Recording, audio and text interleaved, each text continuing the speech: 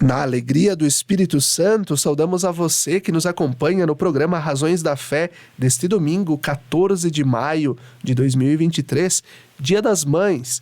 Nós aproveitamos, nesse espaço da Rádio Miriam Caravaggio, das redes da Diocese de Caxias do Sul, para felicitar a todas as mães e rezar por todas elas neste dia tão especial.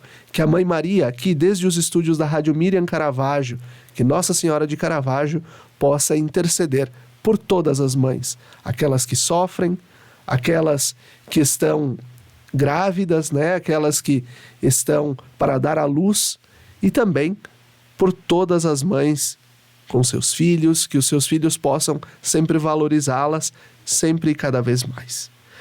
Você que nos acompanha pela Rádio Miriam Caravaggio, 95.7 FM, neste primeiro horário, das 7 às 8 da manhã, também com a reprise das 10 às 11 da noite, ou ainda pelo Spotify da Rádio Miriam Caravaggio, sempre a partir das 9 horas, ou no YouTube e Facebook da Diocese, sempre nos domingos a partir das 8h30 da noite, e também pela TV Serra, canal 526 da NET.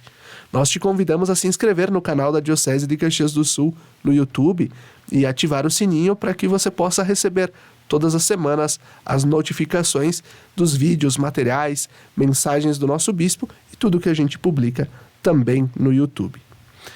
Nosso tema de hoje, justamente porque falamos sobre maternidade, é Dia das Mães, é dia de olharmos e rezarmos por aquelas que nos deram a vida. Nós vamos falar sobre férteis ou inférteis, uma questão de amor e de cuidado. Nossas convidadas, a doutora Caroline Cristofari Emer, médica, ginecologista e obstetra, especialista em naprotecnologia pelo Instituto Paulo VI de Omaha, nos Estados Unidos, e atualmente atuante também na Catedral Diocesana de Caxias do Sul, Paróquia Santa Teresa. Olá, doutora, obrigado pela tua presença no Razões da Fé de hoje. Eu que agradeço, é uma honra e um convite poder estar aqui e falar um pouco sobre essa temática tão importante, que fala tanto também da minha própria vida, do meu trabalho, então já começo agradecendo mesmo. É uma alegria estar aqui.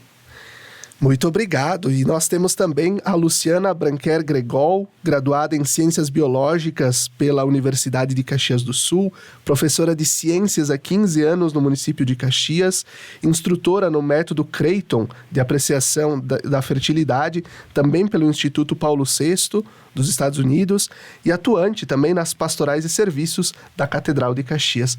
Olá, obrigado, Luciana, por estar conosco. Olá, Felipe.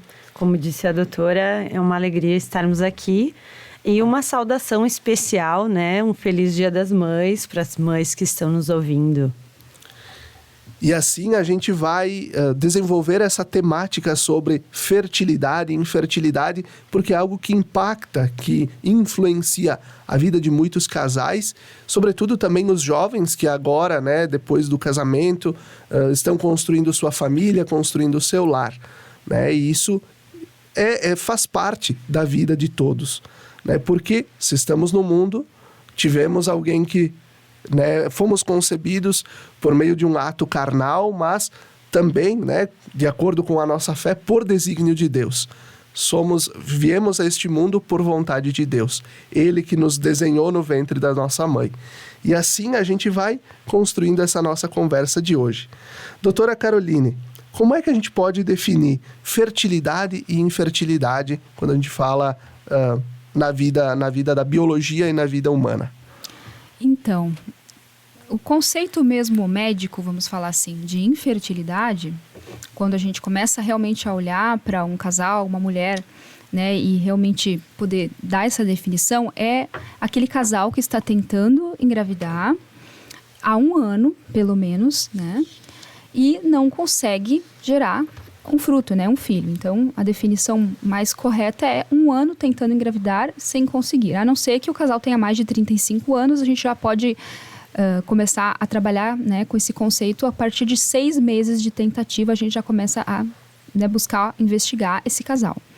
Mas, claro que, né, a gente não vai ficar tão restrito nesse conceito, né? Tu me fizeste uma pergunta bem importante. Então, quando que alguém é infértil ou infértil, né? O que é infertilidade, né?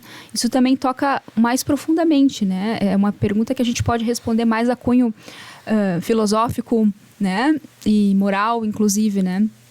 Em que... O que é ser infértil, né? Ser infértil é não dar fruto. Então, é óbvio que a infertilidade, na verdade, falando mais profundamente, não serve para ninguém, né? A gente quer ser fértil. Todo ser humano, todo casal, toda família é convidada a ser fértil, né? E mesmo que não possa gerar esse filho biológico, esse filho concreto, que é um sonho tão grande, né, dos casais, mas nós somos chamados à fertilidade, a deixar rastro, a dar fruto, a ter filhos, sejam filhos biológicos, sejam filhos adotivos, sejam filhos espirituais, né? Todo casal tem essa vocação, né? Isso é para todos. A gente vai recordando biblicamente, né, que quando Jesus diz que não fomos nós que o escolhemos, mas Ele que nos escolhe para irmos ao mundo e darmos frutos e que o nosso fruto permaneça, né? E essa roupagem que a doutora Caroline traz, né, do fruto como também o filho, né, como um pai e uma mãe sentem orgulho do seu filho, cuidam do seu filho, né, para que ele esteja ali, é o fruto e permaneça, né? Seja feliz. Luciana, qual a relação entre o matrimônio e a fertilidade? O que eles têm entre si? E no que isso também te ajudou a crescer e amadurecer pessoalmente, no tempo de namoro, noivado e depois do casamento também? Então, como disse a doutora Caroline, né, a fertilidade ela vai muito além da questão de só ter filhos, né? A fertilidade é gerar essa vida, gerar esse fruto. E a gente, como cristão, é convidado a isso. Como indivíduo, é convidado a isso, né? Quando a gente fala de casal, um casal que é uma vocação, né? E as outras também são convidadas a gerar essa vida, a espalhar essa vida, a produzir essa vida. Então, quando um casal ele inicia uma relação, um namoro, um noivado, já tem ali um começo de caminho onde o casal pode estar fechado em si, pode estar fechado no seu bem-estar, nas suas necessidades, no seu egoísmo, e nesse sentido ele já não vai estar gerando fruto. Isso não é ser fértil. E aí, quando ele entra para um matrimônio, é muito mais difícil isso, né? Na minha história, né? Eu tenho 11 anos já de casada. E eu e o meu marido, nós começamos a namorar, a gente participava de grupo de jovens ali na catedral. Então, a gente teve essa caminhada de amadurecer, de receber esse convite de Deus mesmo, de estar gerando vida para outras pessoas. Não necessariamente a vida filho, né? E, claro, depois do matrimônio, tivemos essa vontade, né, esse desejo, temos ainda esse desejo, mas nós estamos gerando vida de outra forma.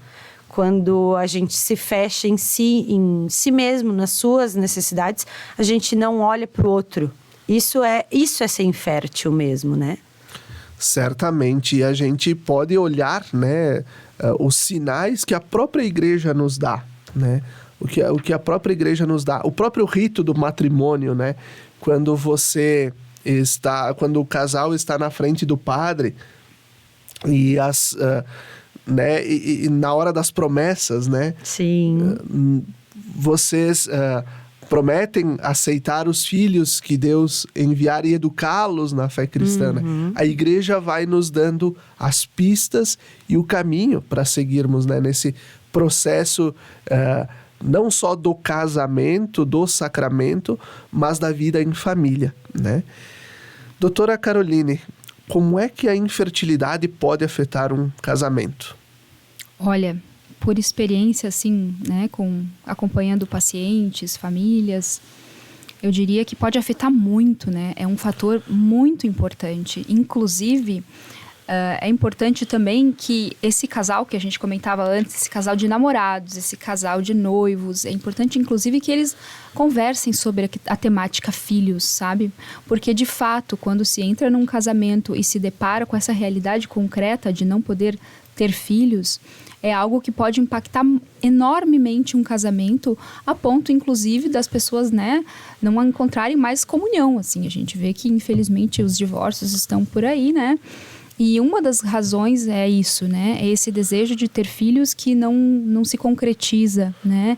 Então, pode afetar um casamento, a infertilidade? Totalmente. Eu diria que é o contrário. A gente pode dizer que é impossível não ser afetado por isso, porque o casal é convidado a um amadurecimento, né? Senão ele acaba se perdendo nesse caminho de vínculo, de amor, né? Então, um casal que enfrenta essa situação é convidado a esse olhar ampliado da fertilidade que nós já começamos o programa conversando, né?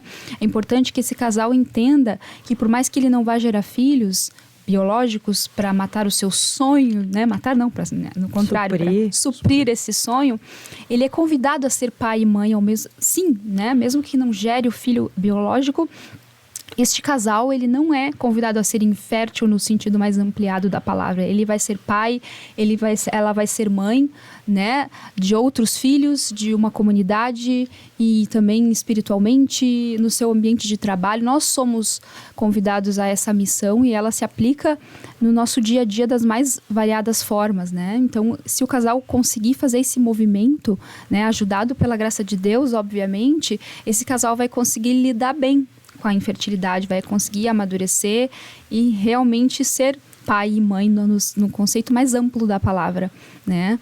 Mas também existe o risco contrário, né? Então, a infertilidade é um tema, é um desafio muito grande, né? Às vezes é uma dor silenciosa que as pessoas que estão ao redor não sabem lidar, os familiares, os amigos, por mais que todos tenham o desejo de ajudar sempre, né?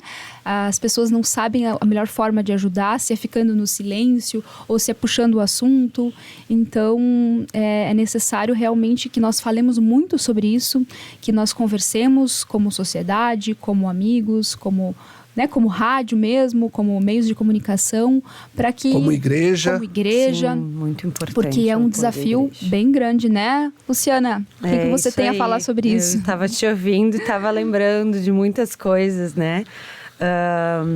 Eu, né, sou casada há 11 anos e nesse tempo eu e meu marido estamos tentando gestar desde então.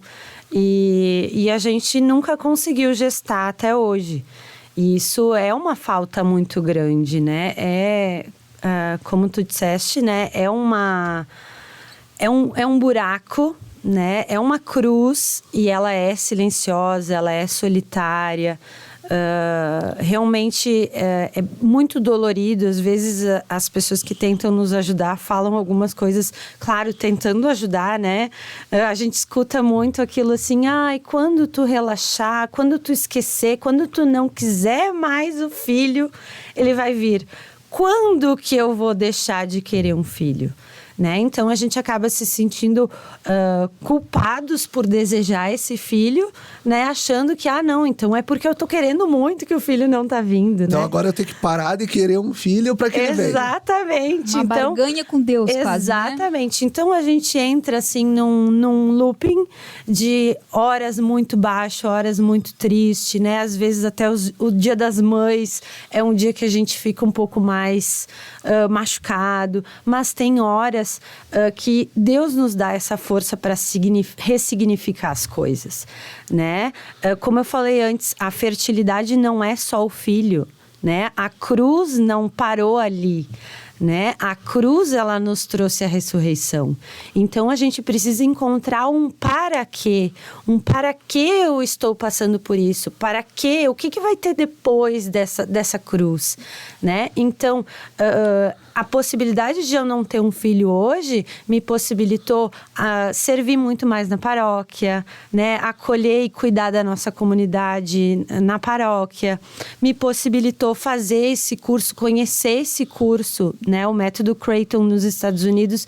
E hoje eu tô podendo ajudar outras mulheres que passam pela mesma situação que eu e dizer exatamente, eu sei o que tu está passando.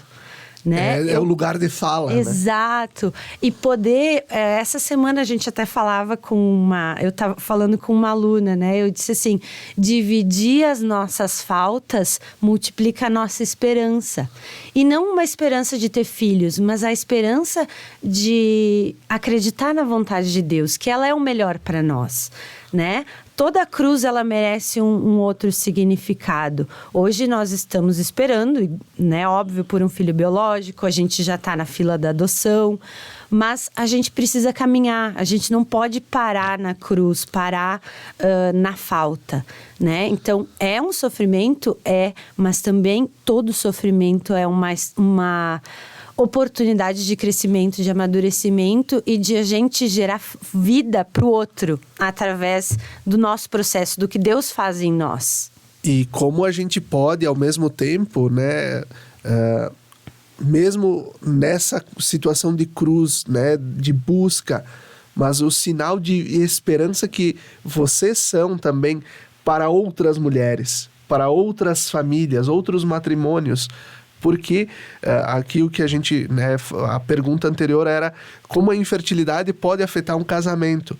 Mas muitas vezes tem a questão do não querer ter filhos, né? Você promete diante do altar, diante de Deus, que você, né, vai receber todos os filhos que Deus mandar, mas de fato um dos integrantes do casal pode não querer ter filhos, né? Mas a outra parte quer ter filhos. Aí também é essa questão de esperança, de ser sinal da esperança.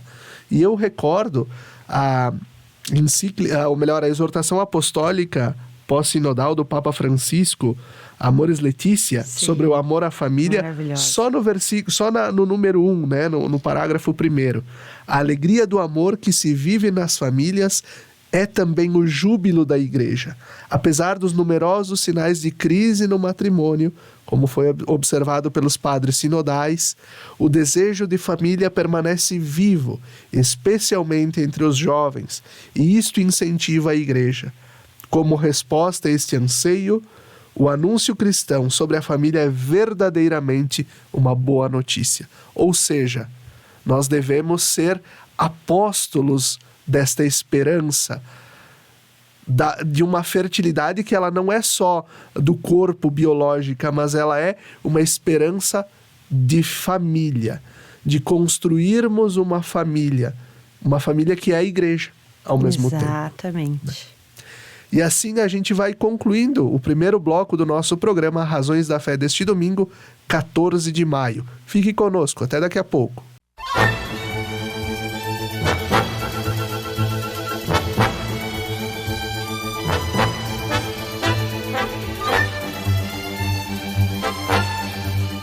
Estamos de volta com o segundo bloco do nosso programa Razões da Fé deste domingo, 14 de maio de 2023, Dia das Mães.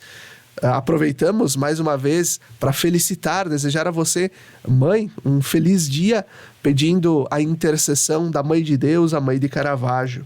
Nosso tema de hoje, férteis ou inférteis? Uma questão de amor e cuidado. Nossas convidadas, a doutora Caroline Cristofari Emer e a Luciana Branquer Gregol.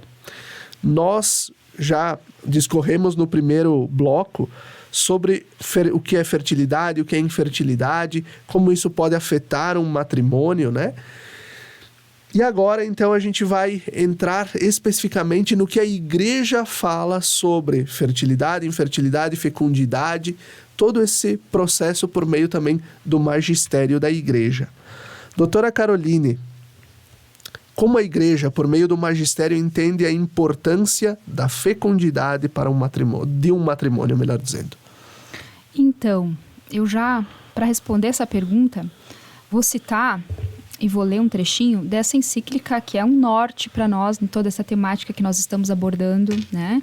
Que é a Humanae Vitae, escrita pelo Papa Paulo VI, né? Quando o Papa começa a discorrer alguns princípios doutrinais, né? Ele fala um pouco nessa encíclica as características do matrimônio, né? Do amor conjugal. E aí, dentro dessas características, então ele começa falando de características humanas, do amor total, do amor que precisa ser fiel e exclusivo, e aí ele toca, né, neste ponto que você me perguntou, sobre a questão da fecundidade. Então, como a igreja, como o magistério, ele aborda essa questão? Como que a igreja vê? Vamos lá, faço questão de ler porque é um trecho pequeno, mas bastante esclarecedor, né? É finalmente amor fecundo, que não se esgota na comunhão entre os cônjuges, mas que está destinado a continuar-se, suscitando novas vidas. O matrimônio e o amor conjugal estão por si mesmos ordenados para a procriação e educação dos filhos. Sem dúvida, os filhos são o dom mais excelente do matrimônio e contribuem grandemente para o bem dos pais, né? Então, a igreja vê com bons olhos, a igreja vê no sentido de estimular os casais a encontrarem a razão do seu próprio amor, né? Que é esse continuar-se. Deus nos fez com leis biológicas também, além de tudo, né? E a própria lei biológica nos mostra isso, né? Nós somos uma família, nós nos unimos e enfim, disso vem o continuar-se, disso vem o ter os filhos, né? Então, essa fecundidade, ela é um dom, ela é uma graça, ela é um fruto desse amor que nós começamos a cultivar quando nos conhecemos, depois nosso compromisso foi aumentando, até que virou um sacramento, né? Nós recebemos de Deus uma infinidade de bênçãos para iniciar essa família, para que ela possa se continuar. Doutora, só me permite fazer um parênteses. Claro. A diferença, né? Um casamento é diferente de um matrimônio. Né? O casamento pode ser a simples união de duas pessoas, mas o matrimônio, ele é o sacramento. Ele está inscrito diante de Deus por meio da sua igreja. Acho que isso é sempre importante a gente ressaltar, né? O casal pode ser qualquer um, em qualquer circunstância. Estado civil, casado, né?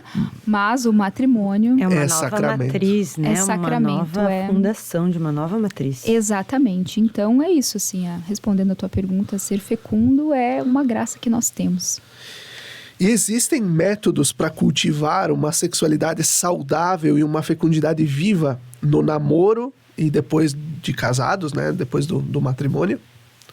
Existe sim, e ainda bem que a igreja de nossa mãe, e há muitos anos aí de existência, ela foi nos ensinando tudo isso. Então, no namoro, né, nós temos a castidade, né? Esse é o nosso convite. Nós precisamos, nesse tempo de espera pelo sacramento que virá, nós precisamos preparar o nosso relacionamento, né? E dentro desse preparo vem a questão da castidade mesmo, né? Então, é um momento bem especial e desafiante para o jovem, mas ele precisa também ser dito, né? Que bom que você perguntou sobre o namoro, sobre o noivado.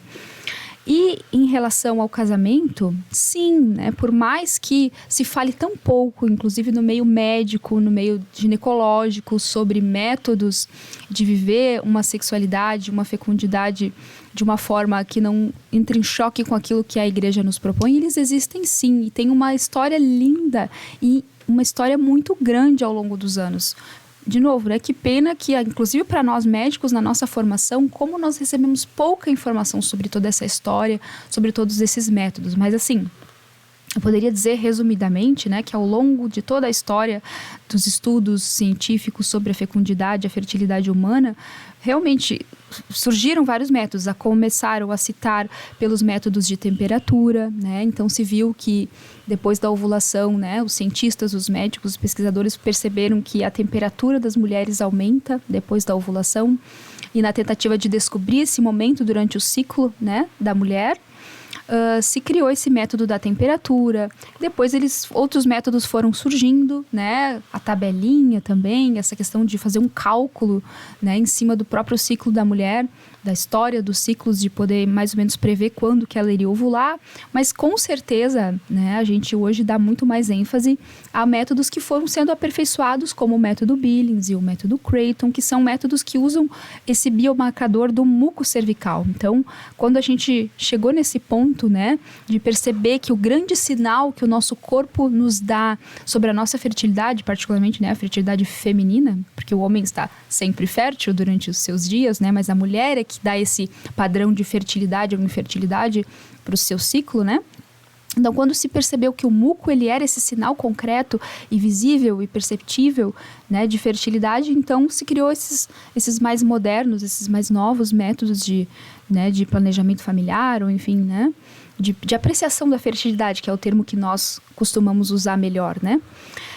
Então, a gente pôde realmente ter mais dados objetivos, mais estudos, clareza, né? E, enfim, então são métodos que hoje, eu digo em relação ao método Billings e ao método Creighton, que a Luciana vai falar um pouquinho melhor depois, são métodos que hoje nós temos estudos, né? Assim como tem estudos sobre anticoncepcional, sobre outras coisas, também existem estudos sobre métodos naturais, estudos bons, né? Então, nós podemos confiar, sim, na eficácia desses métodos, tanto para alcançar a gestação, quanto para adiar a gestação, se for necessário, né? Mas a Luciana pode falar um pouco mais, né? Porque esse é realmente o campo de trabalho dela, né? Sobre o método Creighton.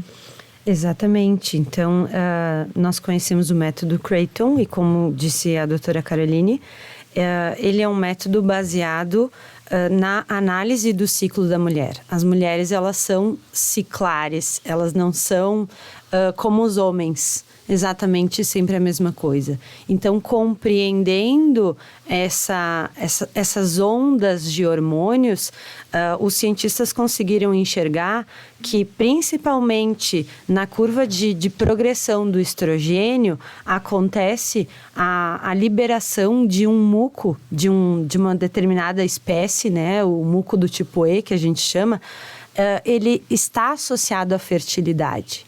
Né? Esse muco cervical, ele é inclusive chamado como uma válvula biológica, que conforme ele está, ele abre a mulher para a fertilidade ou fecha. Então, sabendo que cada mulher é uma, cada ciclo é um, né? E por isso que a tabelinha tinha aquele grau de eficácia tão baixo, porque ele considerava todas as mulheres exatamente iguais, né? Algo muito quadrado. Exatamente. Ou até a mesma mulher, como sempre o mesmo, né? Exato, mas como uma data. E as mulheres não são assim, né? A gente passa por um feriado aí, por um Dia das Mães, a gente já fica com todo o ciclo alterado. Exatamente. Então, sabendo disso, o método Creighton, ele faz observações dia após dia, onde o casal consegue identificar se aquele dia ele está fértil ou ele não está fértil. Então, conforme o objetivo de uso do método, né, que pode ser para alcançar a gravidez ou para adiar a gravidez, ele vai selecionar dias para ter a relação ou não, conforme for o objetivo dele, né? É um método de seleção de dias, né? Não é um método de pode ou não pode. A gente já passou do tempo de pode ou não pode. É um método onde a gente desenvolve o conhecimento para o casal, para ele realmente saber, para a mulher realmente saber o que está se passando com ela, e aí o casal poder tomar decisões conscientes. Olha, hoje eu estou assim. Se a gente tiver relação, a gente pode engravidar. E aí, nós estamos abertos a esse filho que pode ser gerado, né? Então, no método Creighton, foi feito, né? Como disse a Caroline, esses novos métodos, eles não são, assim, só falados. Eles realmente são pesquisados. Então, tem um estudo onde foram analisados 1.876 casais em 5 centros de fertilidade no mundo, onde foram analisados em torno de 17.200 ciclos, em que os casais estavam utilizando o método Creighton para adiar a gravidez. E a eficácia de uso, não a teórica, né? Que a teórica a gente sabe que é muito maravilhosa, mas a eficácia de uso é altíssima, é de 96,8%. É muito alto isso. Então, saber que o casal pode estar usando isso de forma natural, deixando a mulher acontecer, né, do jeito que ela é e do jeito moral, do jeito que a igreja indica, sem fechar essa parte que é a parte do fecundo do matrimônio, nos deixa completamente mais seguros e em paz, serenos de estar fazendo o que a igreja orienta, né? E certamente é um caminho, né? Um caminho por isso da importância de nós falarmos sobre isso, né? É processo. A doutora Caroline falava na pergunta anterior, né? Mesmo durante os estudos, né, acadêmicos de um médico, pouco se fala sobre, né? Então, tudo é um processo. E, nesse sentido, a importância de a gente falar sobre o tema, para a gente levar o esclarecimento, levar a conhecer, levar para casais jovens que possam nos acompanhar, levar para as famílias que possam nos acompanhar. Por quê? Porque muitas vezes pode ser que essa pauta seja causa de uma discussão na família, pode ser uma causa de conflito, não só entre um casal, mas com um núcleo familiar maior. Então, a importância do esclarecimento para ajudar na vida das famílias também. E esse esclarecimento também vai para a parte médica, né? O método Creighton, ele tem essa... A gente diz, né, que ele é uma maravilha porque além de trazer toda essa parte de identificação de fertilidade e infertilidade, ele também tem uma ciência nova, uma ginecologia nova associada, que é a naprotecnologia, que é a área de trabalho da doutora, né, que ela que tem propriedade para falar e que pode estar ajudando os casais que têm infertilidade a diagnosticar problemas que num ginecologista normal nunca isso vai ser analisado. Mas aí isso eu vou deixar para a doutora falar um pouquinho. Vai lá, doutora. Eu ia fazer a pergunta, mas tu pode entrar direto. Vai lá. Então, né, a questão da naprotecnologia que a Luciana está falando. Eu digo que são um casalzinho, né? O método Creighton e a naprotecnologia. Até fazendo uma piada, né? Eu diria assim que esse nome, Creighton, pro Brasil, ele ficou meio estranho, né? A gente fala o Creighton. Então as pessoas veem. Eu queria começar o método, como é que é mesmo? Creighton. Ficou meio, né? Porque, na verdade, quem desenvolveu isso, que foi o Dr. Hilders, né? Ele não quis colocar o nome dele no modelo, né? Que ele criou. Ele quis dar uma homenagem para a universidade onde o modelo, ele, né, nasceu, que é a Universidade de Creighton, né? Na cidade de Omaha, nos Estados Unidos. Então, ficou no Brasil, assim, ficou meio estranho fazer essa tradução. Mas a naprotecnologia, eu gosto muito desse nome, deu muito certo. Por quê? Porque ela fala aquilo que ela é de fato, né? Então, o que é naprotecnologia? O que é essa ciência médica que a Luciana acabou de citar, né? Então, o NAPRO vem de Natural Procreative Technology. Então, ela é uma tecnologia, né? Então, não é uma questão de charlatanismo, não é um achismo, não é uma coisa rasa, não. Nós estamos falando de tecnologia. Nós estamos falando de muitos anos de estudos, de uma vida inteira de um profissional e de uma equipe toda, né, em função desse conhecimento cada vez mais ampliado da fertilidade humana, né? Então, a gente está falando de cirurgias robóticas, a gente está falando de algo que é realmente tecnológico, científico, né? E, ao mesmo tempo, ela é também natural, né? Por isso, essa questão desse termo no nome, né? É natural por quê? Porque na naprotecnologia, o foco, o carro-chefe é, de fato, a gente identificar os problemas que o casal, ou especificamente a mulher, vai ter, né, na sua fertilidade e procurar restaurar essa fertilidade, né? Então, o foco é a gente trazer a fisiologia de volta, porque a ginecologia moderna, principalmente aí depois do advento dos anticoncepcionais e dos hormônios sintéticos, né, ela caminhou muito para um lado assim supressivo, que a fertilidade ela é vista como algo que precisa ser suprimido, controlado, né? Algo indesejado na vida da mulher, do casal, e a propaganda que nos fizeram é de que a gente ter esse controle sobre a fertilidade feminina nos traria liberdade, nos traria alegria, nos traria vantagem, só que a gente vê que não foi bem assim, que a história mostrou os frutos disso, né? Então, a naprotecnologia, ela é natural. A gente não vê a fertilidade humana, a fertilidade da mulher especificamente, como um problema, né? Eu gosto muito dessa frase. A fertilidade não é uma doença, né, em que eu preciso tratá-la quando tá tudo bem, funcionando bem, eu preciso ir lá e dar um remédio porque eu não a quero na minha vida. Não, eu sou mulher. Eu fui criada para ser assim, o meu corpo funciona bem assim, né?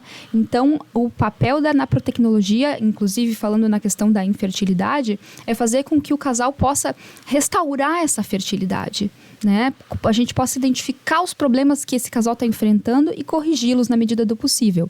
Claro, nós não podemos corrigi-los todos. Muito ainda precisa ser descoberto, estudado, né, sobre causas de infertilidade e tratamentos, mas sim, nós avançamos muito ao longo desses 40 anos do Instituto Paulo VI, onde todos esses estudos começaram e ainda se desenvolvem, né?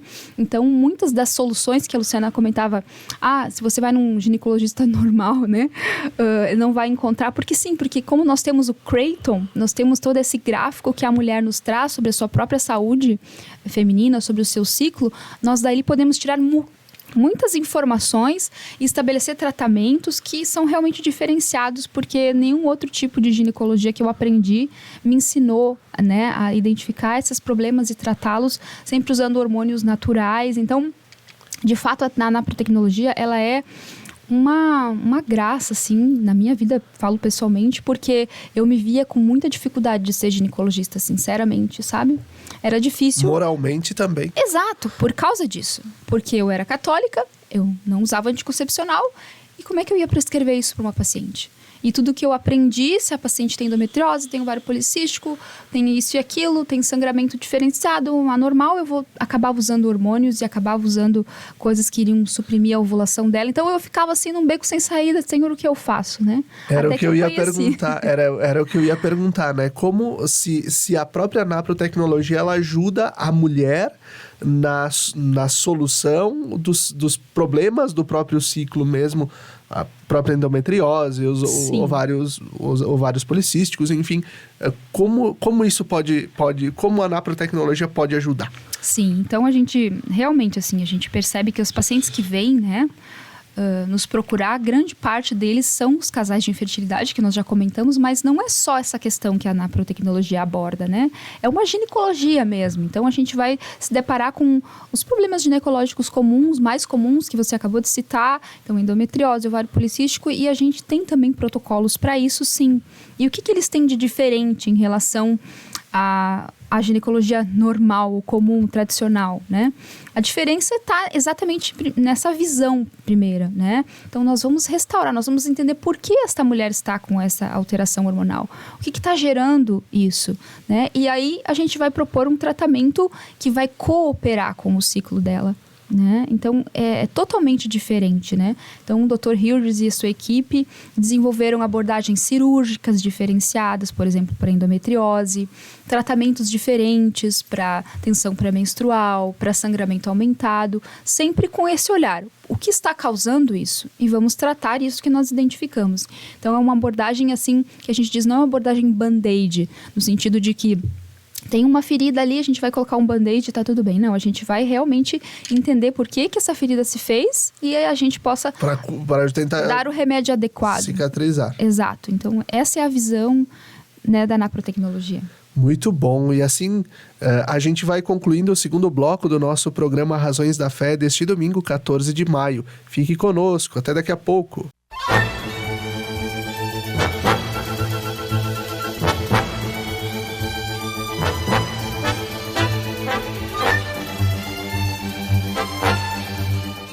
Estamos de volta com o terceiro bloco do nosso programa Razões da Fé deste domingo, dia 14 de maio de 2023, Dia das Mães. E nosso tema de hoje, férteis ou inférteis, uma questão de amor e cuidado. Nossas convidadas, a doutora Caroline Cristofari Emer, médica, ginecologista e obstetra, e também a Luciana Branquer Gregol, que é professora de biologia, de ciências biológicas.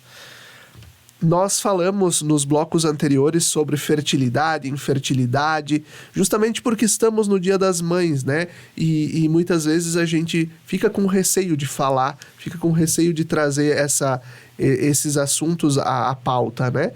E no segundo bloco a gente tratou da visão da igreja sobre fertilidade, infertilidade, sobre método, né, a naprotecnologia. E agora, então, a gente vai se encaminhando para o final do programa também falando sobre conscientização, né? Falando da consciência. Doutora Caroline, o hoje, né, São Paulo VI, na época, o Papa Paulo VI, com a encíclica Humanae Vitae, quis dizer sobre a maternidade e a paternidade responsável? Então, esse é um aspecto muito importante dessa encíclica e que fala muito para nós como casais, assim, da profundidade, né, da nossa missão, né? É necessário realmente a gente compreender esse termo, paternidade e maternidade, né, responsável. Bom, primeiro, eu diria que a gente precisa entender que nós temos esse dom de ser pai e de ser mãe, né? E assim, nós temos uma responsabilidade diante disso, paternidade responsável, né? A gente pode ler de uma forma leviana responsável e dizer, responsável, então eu só vou ter os filhos que eu posso criar e só vou ser responsável nesse sentido, né? Ou a gente pode olhar de outra forma e dizer, não, eu sou responsável, né, por cocriar com Deus, né? E isso me traz uma responsabilidade muito maior, né? Então, o que o Papa quis dizer com tudo isso, né? Ser responsável. A gente tem que falar em aspectos físicos, econômicos, psicológicos, sociais do nosso casamento, da nossa fecundidade. Tudo isso é englobado, né? Então, a gente pode, sim, pensar em viver uma família numerosa, por que não? Né? Com seus desafios em todos esses aspectos que foram citados, né? Mas também na nossa vida de casal, a gente pode também encontrar motivos justos e graves em que a gente encontre necessidade de espaçar as gestações, seja por um tempo determinado ou por um tempo indeterminado. Tudo isso é possível dentro da paternidade responsável. Mas então, como que eu vou discernir isso como um casal, né? Então, como tomar as minhas decisões a nível pessoal, né? Aí vem aquilo que o Papa fala, que eu acho incrível, assim, essa hierarquia de valores. Para que eu possa viver isso, eu preciso de uma hierarquia de valores. Eu preciso entender os meus deveres para com Deus, depois para comigo mesmo e também para com a sociedade, para com a família. Então, eu preciso compreender tudo isso, ter essa hierarquia de valores, né? Para que eu possa entender a nível pessoal o meu chamado, né? E eu faço questão de ler a parte final aqui da encíclica, que é um trechinho pequeno, mas que o Papa fala também sobre essa questão da paternidade responsável, né? Então, na missão de transmitir a vida, eles não são, portanto, livres para procederem a seu próprio bel prazer, como se pudessem determinar de maneira absolutamente autônoma as vias honestas a seguir, mas devem sim conformar o seu agir com a intenção criadora de Deus, expressa na própria natureza do matrimônio e dos seus atos, manifestada pelo ensino constante da Igreja. Quer dizer, eu sei que parece um pouco chocante para quem nos escuta, daqui a pouco nunca escutou isso na vida, né? Mas sim, nós não somos chamados a olhar para o nosso relacionamento como casal e dizer, eu vou ter quantos filhos eu quiser. Não é tão simples assim, né? Porque nós temos autonomia, Deus nos deu autonomia, mas Ele também nos mostrou os melhores caminhos, né? E nós somos criados para fazer a vontade de Deus, não para fazer a nossa vontade, porque a nossa vontade é muito pequena. Nos levaria ao quê? A nada? A nossa vontade, né? Então, qual é a vontade de Deus? Como que eu vou entender isso? Bom, primeiro é só olhar para a biologia, né, professora de biologia. Se Deus nos deu a capacidade de gerar outras vidas, por que nós somos tão fechados a isso? Por que nós temos uma visão tão deturpada de ter filhos, né? Por que parece, assim, que ter 1 ou 2 filhos já é suficiente, né? Enfim, nós precisamos desconstruir muito do que nos foi ensinado culturalmente para construir algo novo, construir a vontade de Deus, que eu também não estou falando que a vontade de Deus é que você tenha 10 filhos. Isso não sou eu, médica, nem o padre que vai determinar isso. Isso é você e o seu esposo na sua caminhada de vida, né? Com um bom diretor espiritual. Dando significado ao matrimônio. Né? Exato. E aqui a gente também pode fazer um paralelo com a questão cultural mesmo, né? Das gerações, né? Hoje se fala muito em planejamento familiar, né? Eu quero ter filhos depois dos 30, Depois da faculdade, depois da especialização. Depois que eu viajar o mundo, aí eu vou ter filhos. Mas aí entra aquela questão toda, né? Os nossos avós tinham lá 10, 12 filhos. E né? todos sobreviveram, estão bem. Hoje, né, eu, por exemplo, tenho só um irmão, né? Então, as famílias foram diminuindo também. E isso é reflexo cultural também. E a cada vez mais presente, o jovem quer colocar o tema filhos para o futuro, para jogar para frente. Mas aí, agora talvez fica uma coisa estranha, né? Eu quero jogar para frente, mas depois quando eu vou tentar, eu não consigo. Exatamente. Fica E por que eles jogam o tema filhos para frente? Porque o que está no outdoor ali é sempre o meu bem-estar, né? Ai, sou eu primeiro. Ai, são as minhas vontades, são as minhas necessidades. Os meus prazeres. Os meus prazeres. Eu tenho que estar bem. Quando eu vou estar pronta para ser mãe, pronto para sermos pais, né? E aí vai... Ninguém tá pronto. Exatamente. Sim. Aí vai exatamente contra aquilo que a gente falava que é a fertilidade, que é sair de si, né?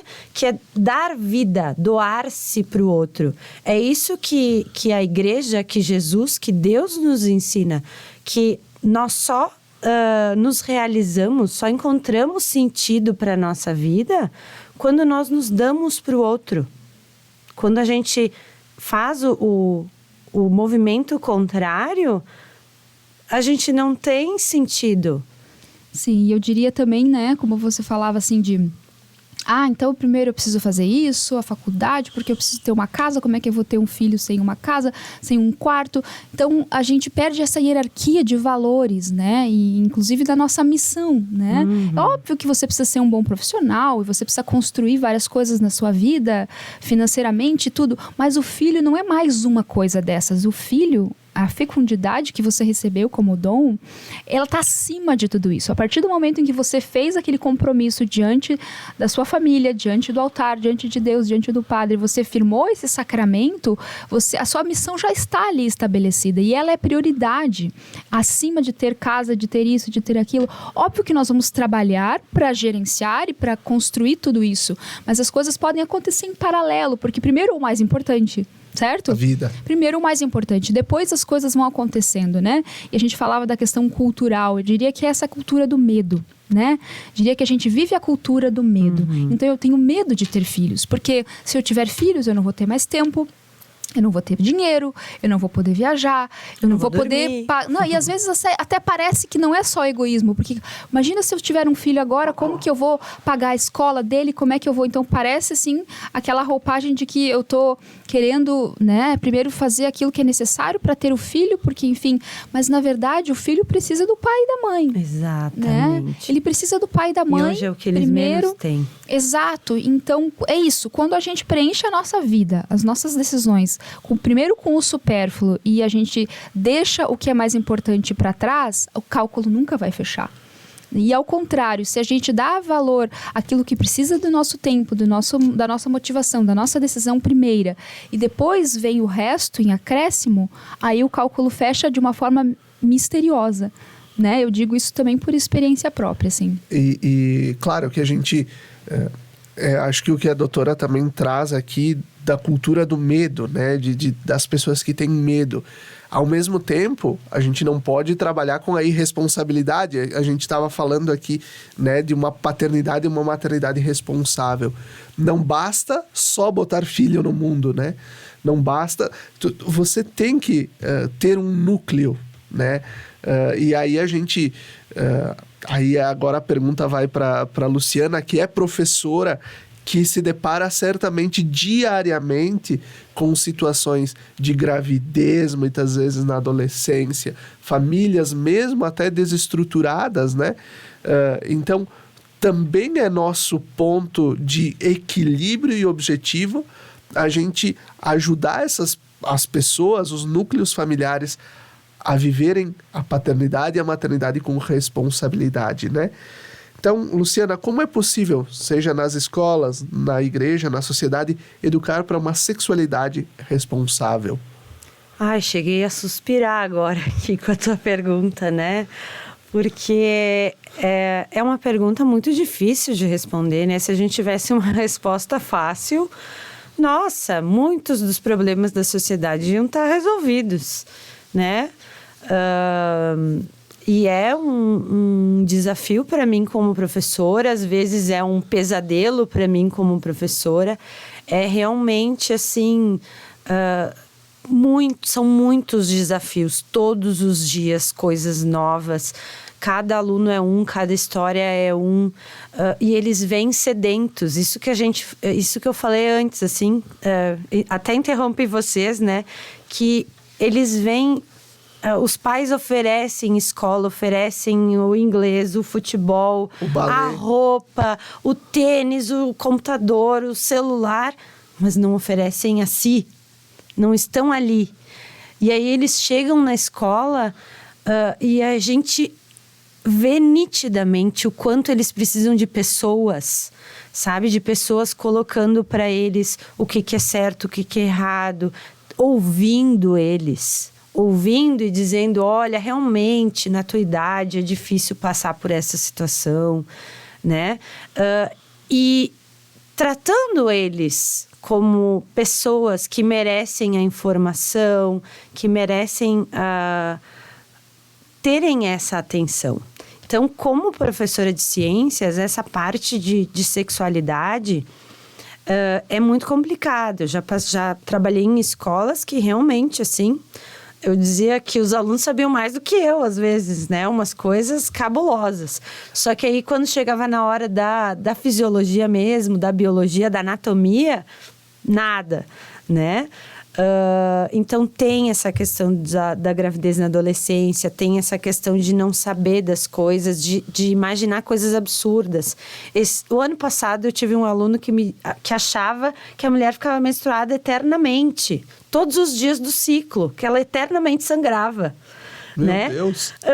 Exatamente. A gente fica apavorado achando que só porque eles já têm vida sexual ativa, eles já sabem de tudo, mas na verdade eles não sabem.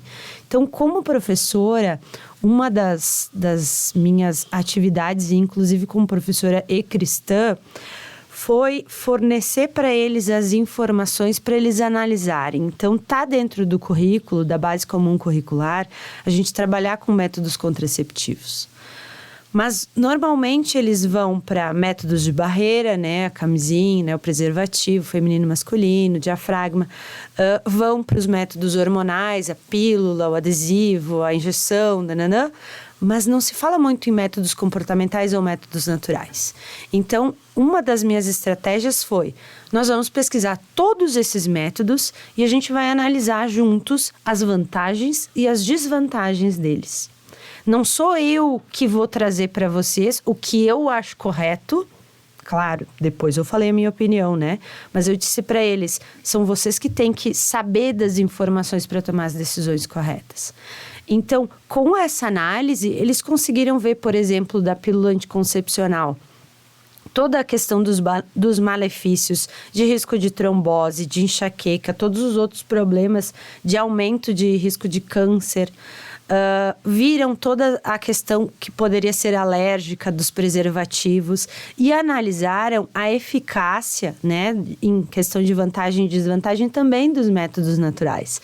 Eu trabalhei com eles, inclusive, o método Creighton, né? O método Billings nunca apareceu em livro didático nenhum, no máximo a tabelinha, que, pelo amor de Deus, é de quantos anos atrás? Isso ainda está nos livros didáticos. Estamos em 2023, né? Então, quando eles conseguiram analisar que esses métodos naturais respeitam o funcionamento do corpo deles e que eles conseguem tomar as decisões e que os outros métodos têm todos esses malefícios, isso oferece para eles a informação para eles. Abre novos horizontes também. Isso também gera Não é minha função como professora de ciências ensinar uma relação sexual.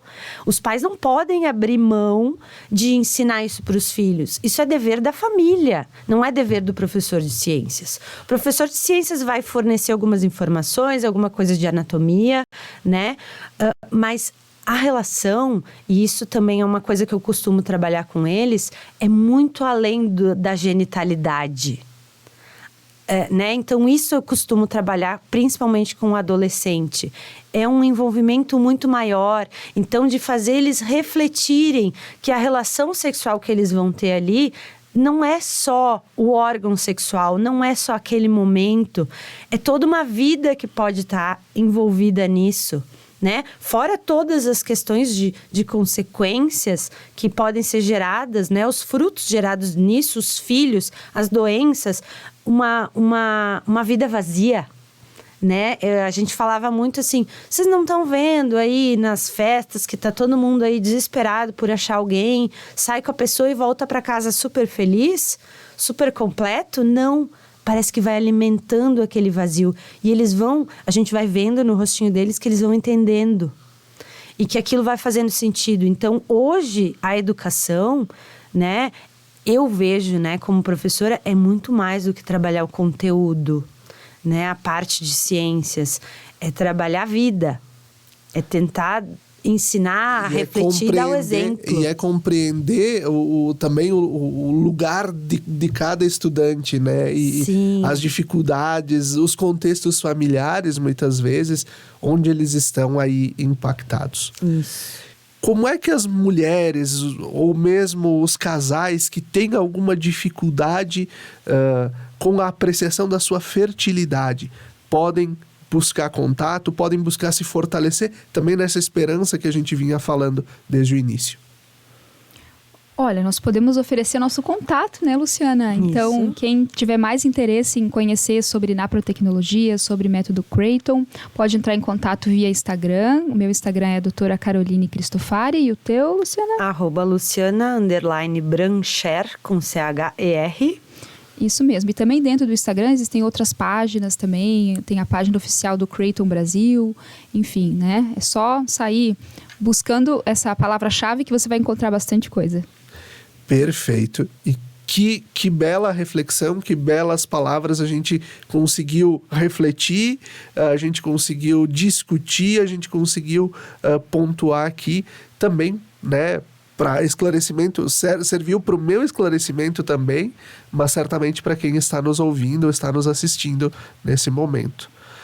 Nós, assim, vamos concluindo o programa Razões da Fé deste domingo, Dia das Mães, 14 de maio de 2023, pedindo a intercessão da Mãe de Deus, a Mãe de Caravaggio, por todas as mães. Até o próximo domingo. Fiquem bem.